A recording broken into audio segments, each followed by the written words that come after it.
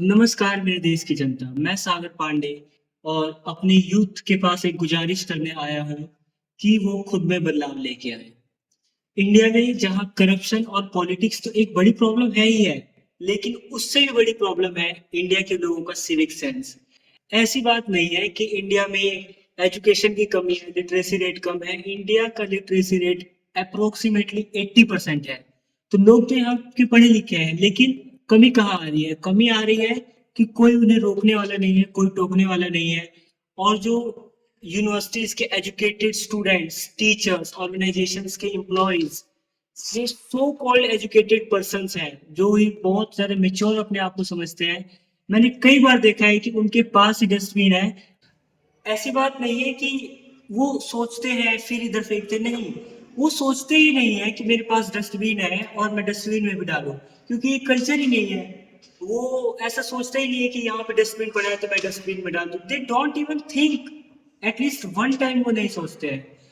तो यहाँ पे और यही सो कॉल्ड जो लोग हैं, वो जब एक साथ बैठते हैं वो डिस्कस करते हैं कि इंडिया की डेवलपमेंट क्यों नहीं हो रही है, क्यों इंडिया में इतनी इतनी गंदगी है, क्यों हमारे देश के जो पॉलिटिकल लीडर्स हैं, क्यों मोदी जी क्यों सफाई नहीं करवाते यहाँ पे, क्यों सीएम सफाई नहीं करवाते यहाँ पे। सफाई आपको खुद रखनी पड़ेगी। वो डेवलपमेंट कर सकते हैं। इवन कि मैंने देखा, मैं मेट्रो स्टेशन में गया, मेट्रो स्टेशन के अंदर जहां तक गवर्नमेंट्स की पावर थी, जहां तक वो कंट्रोल कर सकते थे, उनके वहां तक साफ सफाई थी। और जैसे ही मैं मेट्रो स्टेशन के बाहर आया, मैंने देखा कि वहां पे गुटके थूके हुए थे, ऐसे ही कचरा फेंका हुआ था। तो आप ये बताओ कि कमी यहाँ पे किसकी है? सिविक सेंस की तो एक कमी आपको दिखाई दे रही है या फिर नहीं? कहना तो बहुत आसान है कि हमारे देश बहुत पीछे है अभी, और हम कंपेयर करते हैं डेवलप्ड कंट्रीज के साथ। बट इंडिया, जहाँ की कल्चर इतना डाइवर्स है, इतने अलग अलग तरीके के लोग हैं, वहाँ पे डेवलपमेंट करना एक बहुत ही मुश्किल टास्क है। एंड आई थिंक कि इंडिया ये फिर भी कर रहा है। सो आप ये कुछ क्लिप्स देखिए जो मैं आपको प्रेजेंट कर रहा हूँ।